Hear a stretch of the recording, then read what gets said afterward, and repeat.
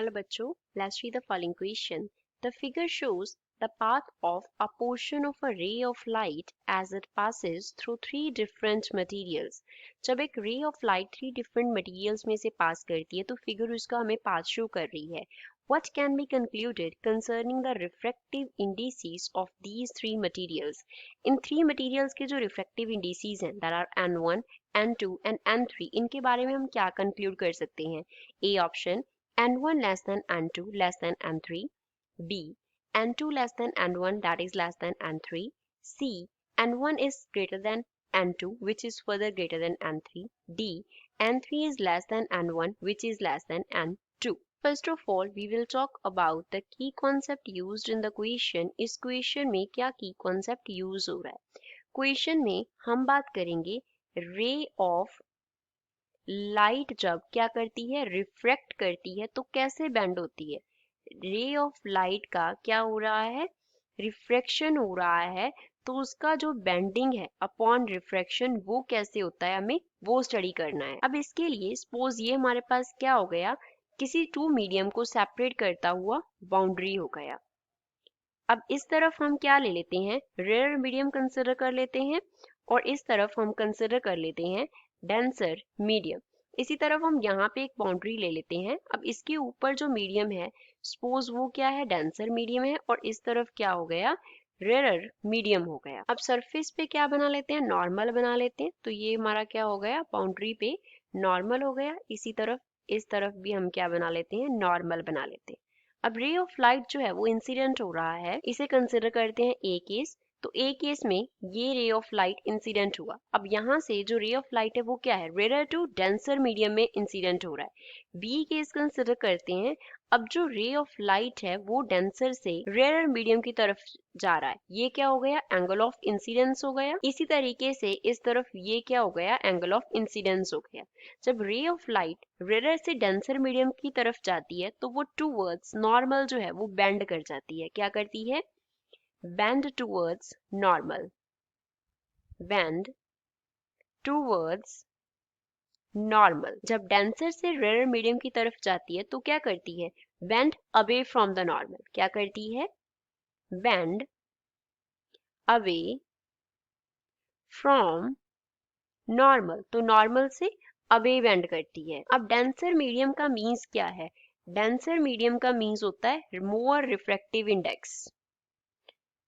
Denser medium का means क्या होता है more refractive index. That means denser medium का जो रिफ्रैक्टिव इंडेक्स होगा उसका वैल्यू क्या होगा रेयर मीडियम के रिफ्रैक्टिव इंडेक्स से बड़ा होगा.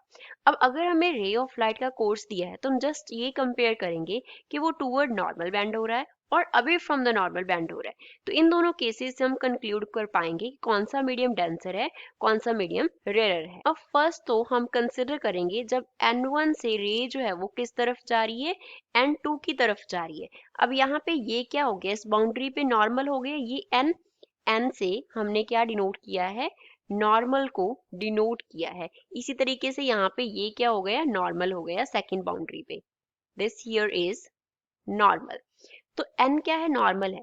तो नॉर्मल की क्या कर रही है रे टूवर्ड्स बेंड कर रही है. रे को कहाँ पे जाना चाहिए था यहाँ पे अगर हम डायरेक्शन ड्रॉ करें तो रे को ऐसे जाना चाहिए था इस डायरेक्शन में लेकिन रे कहाँ पे आ रही है इस तरफ बेंड हो गया. दैट मीन्स फर्स्ट केस में जब N1 से N2 की तरफ एंटर हुई रे तो रे क्या कर रही है रे ऑफ लाइट बेंड हो रहा है towards normal. Bend towards normal. तो दैट मीन्स N2 क्या हो गया डेंसर मीडियम हो गया. तो N2 क्या हो गया डेंसर मीडियम हो गया. देन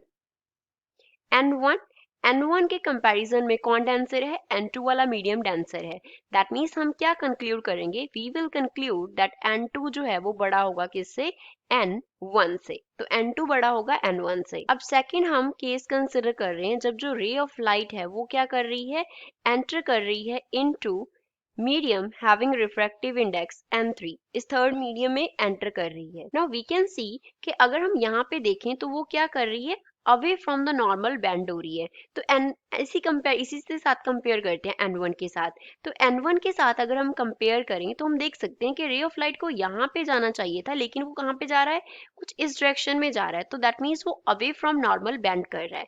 तो अगर हम N1 एंड N3 को कंपेयर करते हैं तो उन दोनों के कंपैरिजन से हमारे पास क्या कंक्लूजन आता है कि जो रे ऑफ लाइट है, रे ऑफ लाइट है वो क्या कर रही है, अवे फ्रॉम नॉर्मल बेंड कर रही है। और यही कंक्लूजन हमारे पास किस केस में आता है, N2 एंड N3 के केस में आता है। इस केस में भी जब हम कंपेयर करते हैं तो रे ऑफ लाइट जो है वो क्या कर रही है, अवे फ्रॉम नॉर्मल बेंड कर रही है, अवे फ्रॉम नॉर्मल बेंड कर रही है। दैट मीन्स जो N3 है वो N1 से लेस है।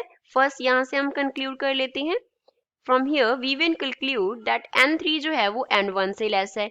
यहाँ से हम क्या कंक्लूड करेंगे कि जो N3 है वो लेस है किससे, N2 से, लेकिन जो N1 है वो N2 से लेस है। तो हमारे पास ओवरऑल क्या कंक्लूजन बनेगा, we will conclude that N3 is less than N1 which is further less than N2.